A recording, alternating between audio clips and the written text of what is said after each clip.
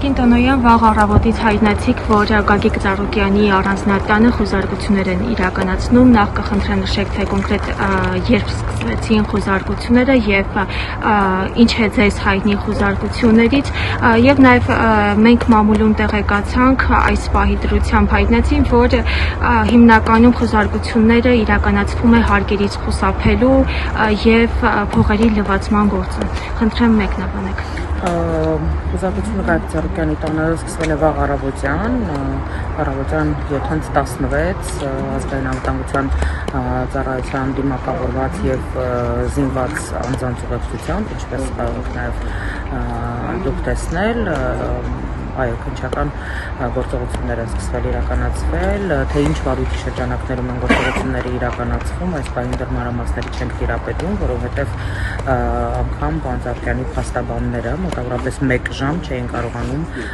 մուտք գործել պարոն Ծառուկյանի տուն, որտեղ որ խոզարկություններ իրականացվում, եւ սա առնվազն քանտարօրինակ է, որովհետև առնվազն փաստաբանների ներկայությունը պարտադիր նախապայմաններից մեկն է, բայց այլևս որևէ բանի վրա զարմանալ հնարավոր չէ, եթե ամեն ինչ այսպես կարող է արագացված ընթացակարգով եւ այս կերպով կյանքի կոչվել, այլևս որևէ բանի վրա չենք զարմանում, այս պահին լայնածավալ խոզարկություններ են իրականացվում նաեւ Multigroup կոնցեռնի կազմում գտնվող տասնյակ ընկերություններում, Երևանի Արարատ կոնյակի գինու կոմբինատում, Multiwellness Մազարով-Շարանային համալիրում, Օլիմպիադանում, այսպես համատարած բնույթներ են կրում, մենք դեռևս որևէ տեղեկատվության չենք տիրապետում, որտեղ ինչպես արդեն ասացի, փաստաբանները ներսում են եւ տեղեկատվության չենք տիրապետում, բայց խոզարկություններ են իրականացվում տասնյակ ընկերություններում, ինչպես նաեւ